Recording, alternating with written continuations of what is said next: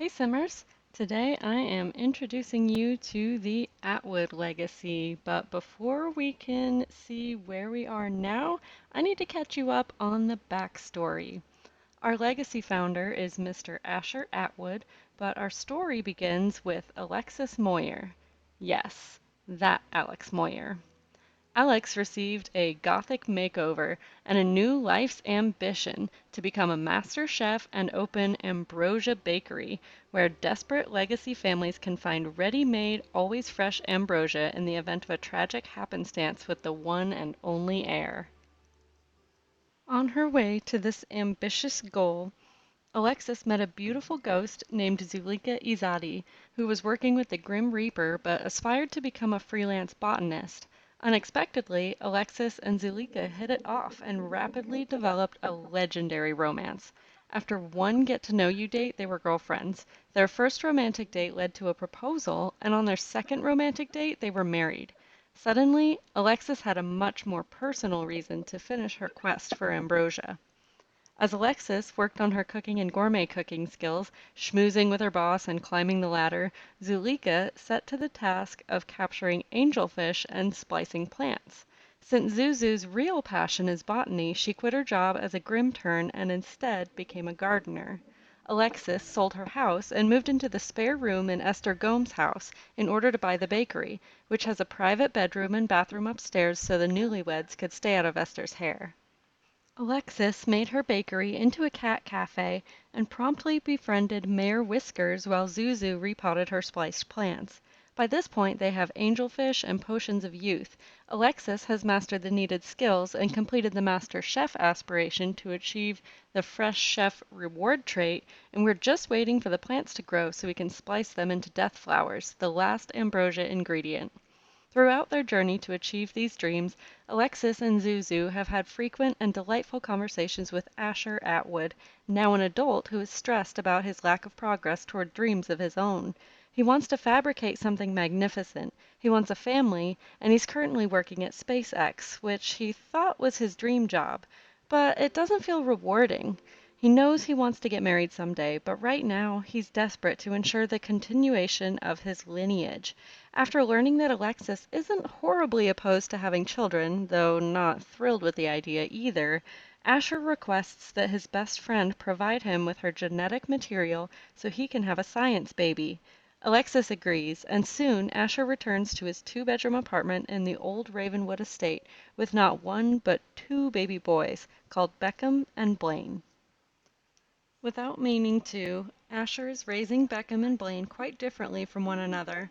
Struggling to keep up with the demands of providing for the family while raising two boys on his own, Asher quits his job and takes on some freelance fabrication work instead.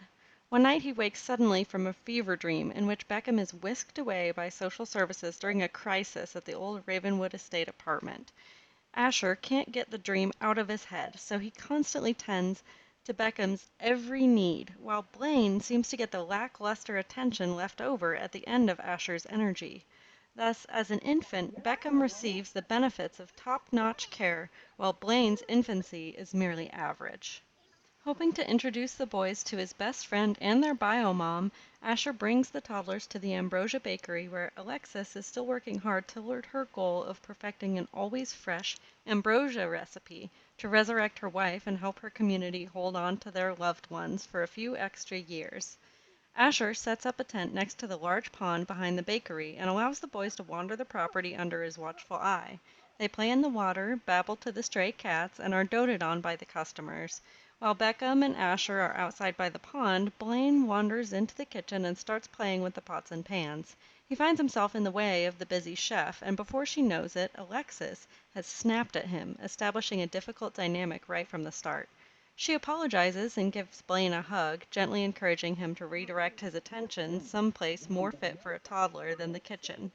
But she's unsure whether she'll be able to come back from the harsh first impression she made with him.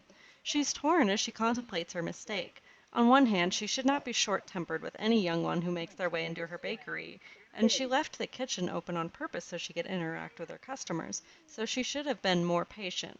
On the other hand, The pressure to make the right impression on her bio sons shouldn't have been sprung on her so suddenly while she was working, and besides, Asher had assured her that she had no responsibility to them since contributing her genetics was a favor done for a friend, not an obligation to a parental role she was not prepared to take on. Either way, it was all too much so suddenly, so Asher takes the boys home. Now that the boys are in school, Asher begins to dream once again of the family life he has always wanted. It isn't just about the lineage. He wants a wife, too, and maybe even another child. He's had a crush on his friend Nalani for a while, even though they just stayed friends through his son's overwhelming younger years. At last, he asks Nalani out on a date. She's pleased to accept, and what was meant to be a get to know you date turns into a match made in heaven. Nalani wants a family, too, and she's ready to get started right away with Asher. By the end of the day, they've eloped in the local bar, and Asher and Nalani abruptly buy a three-bedroom house and begin trying for a baby. Nalani takes to the boys quickly and easily falls into the role of stepmother, cooking meals and reading Blaine to sleep while Asher looks after Beckham.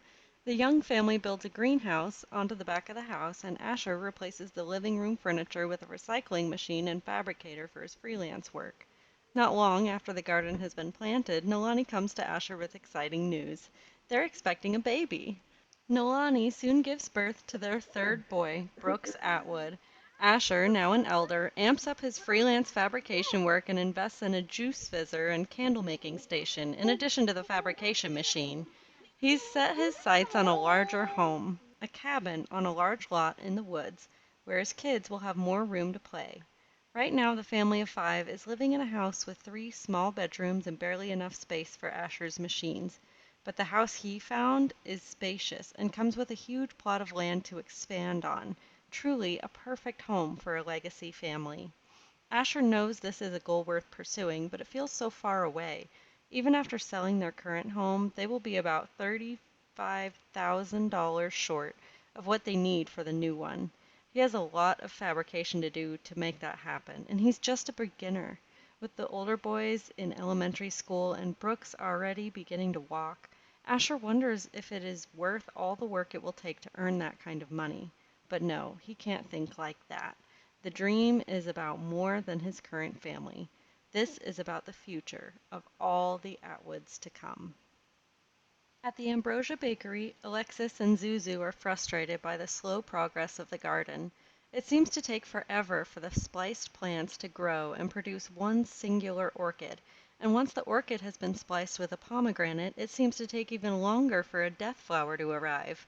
Finally, the plant produces one solitary death flower, but Alexis knows she can't use the first one for the ambrosia. It must be replanted into a death flower bush that will produce them regularly. With the first batch of ambrosia only days out of her grasp, Alexis is getting antsy. Something seems to have changed recently with Zuzu, and as Alexis paces in the garden, eagerly watching for signs of growth, she can't help but notice that Zuzu seems ever more withdrawn from her and from the process of reclaiming her former life. Finally, Zuzu sits Alexis down to speak about her soul's journey. Though they started out pursuing the dream of resurrection together, Zuzu has been rethinking whether she really wants it. She has finally gotten to experience the love she always wanted, and as they have worked toward this quest for ambrosia, Zuzu has also been able to reach a satisfying level of botany expertise. Lately, Zuzu has been attending Afterlife Anonymous, and when she got up to share her story with the group, she was surprised at the words that came out of her mouth. She felt at peace with life and death.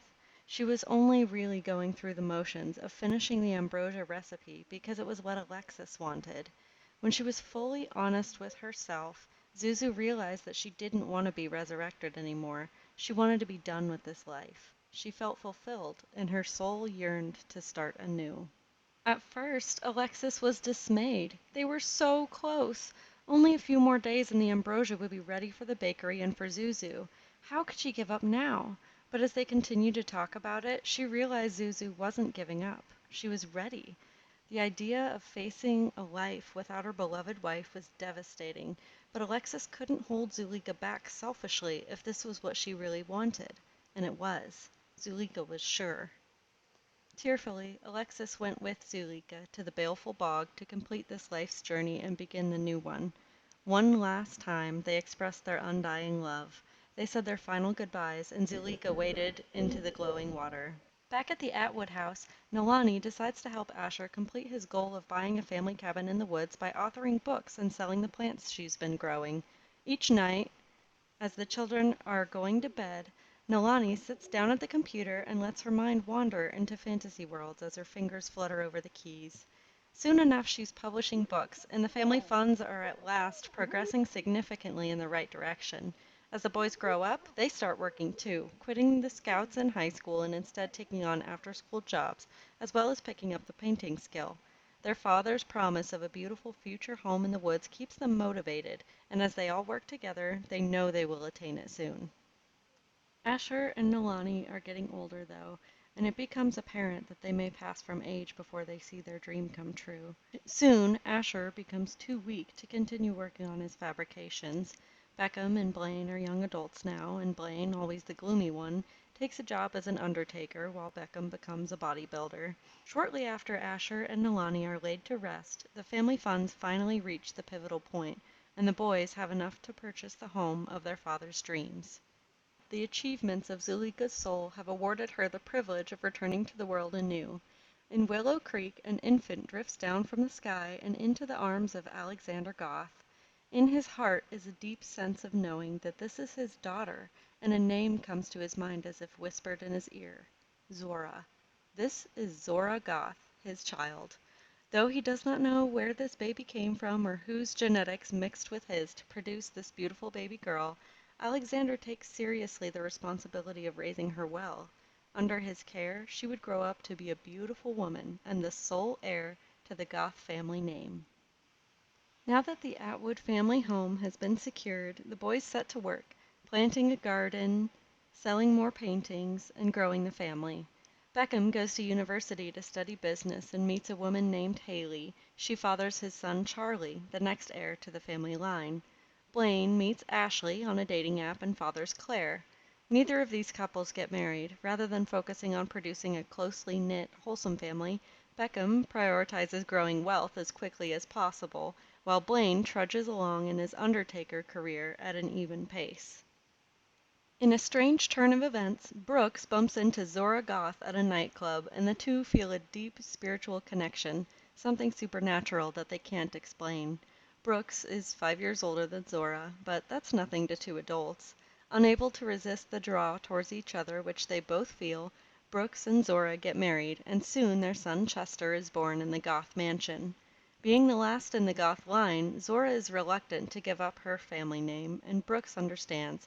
However, like her family of origin, the Atwood family is a patriarchy, so the children are given the father's name. Their son is born Chester Atwood, and Zora must swallow the bitter truth that honoring the traditions of both her family of origin and her chosen family requires that she allow the Goth name to die with her, a consequence of her father's choice not to have more children.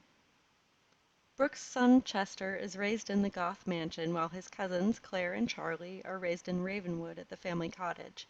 He feels left out, excluded from the close bond his cousins have with one another. He tries to keep the bond tight by calling and visiting often, but it never seems to be enough when he lives in a whole different neighborhood. His parents insist on his keeping the mansion in the family, a promise he honors only until the two of them have passed away. Abruptly upon their passing, Chester relieves himself of the lonely obligation to keep the mansion in the family and moves to the Atwood family cottage in Ravenwood. But he is dismayed to find that Charlie is packing to move. Charlie declares that the ocean is calling and he must go. He is a child of the islands of Sulani at heart, and living in the woods makes him as miserable as living in Willow Creek made Chester. Chester wants to intervene, but Claire reminds him that Charlie is the heir and must be permitted to leave if he pleases. She and Chester would take care of the family home in his absence until he's ready to return. Chester must now grieve the dream almost realized but lost at the last moment, as well as lamenting his carelessness over the Goth mansion and history he gave up to rejoin the Atwood clan, only to have that clan divided by Charlie. In the islands of Sulani, Charlie uses the $20,000 he took from the family funds to buy an unfurnished house. He takes on a part-time fisherman career and odd jobs to support himself, spending his free time fishing and searching for a wife. Anya Sukasem is a blue-haired, green-eyed beauty who is delighted by Charlie and his simple way of life. With the money she brings, they finish furnishing the house, complete with a nursery. Anya takes a job as an educator and makes money on the side by leading yoga classes on the beach. One day, Anya comes home crying. She has used an unconventional teaching method, the conventional one wasn't working, and has been fired from her job. Charlie comforts her, assuring her that he is nearly a master fisherman and will certainly be able to provide for the family on his own as long as Anya can continue bringing in money once in a while through her yoga classes. Anya agrees and becomes a stay-at-home mom.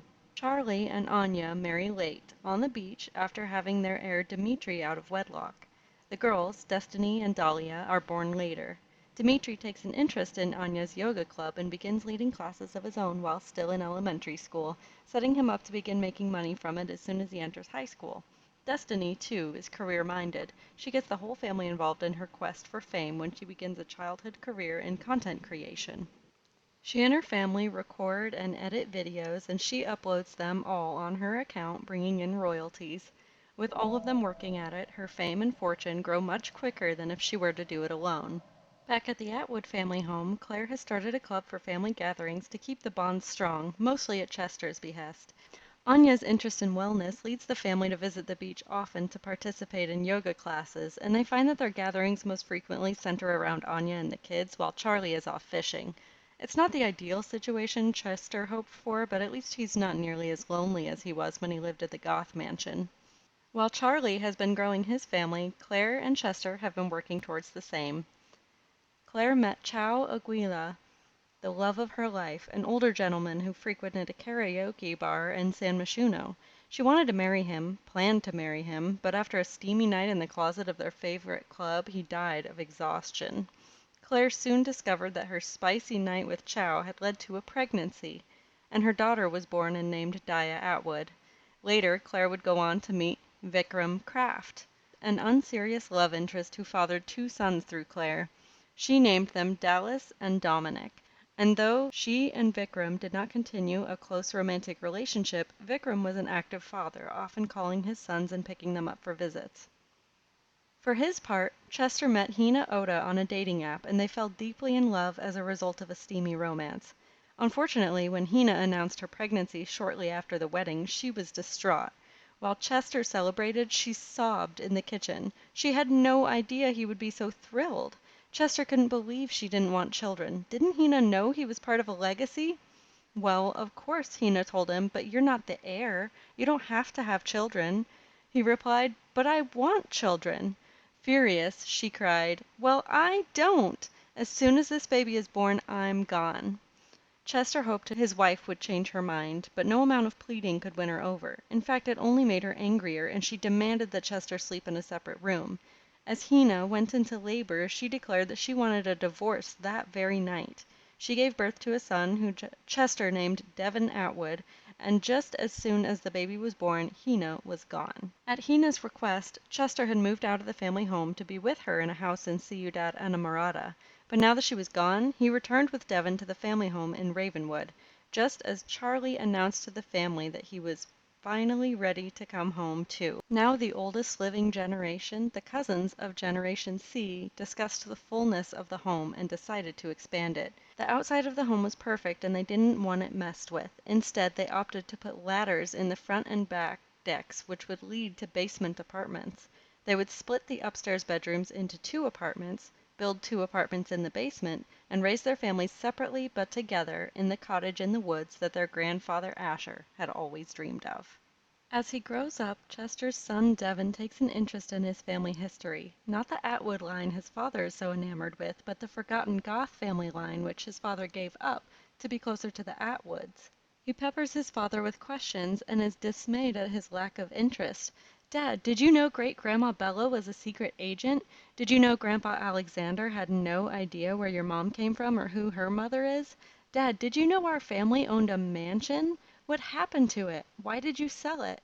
Devon is disturbed to find out that his father gave up the Goth lineage completely, selling the mansion to join the circus in the woods where each family is assigned a tiny apartment and lives their lives in the larger communal space.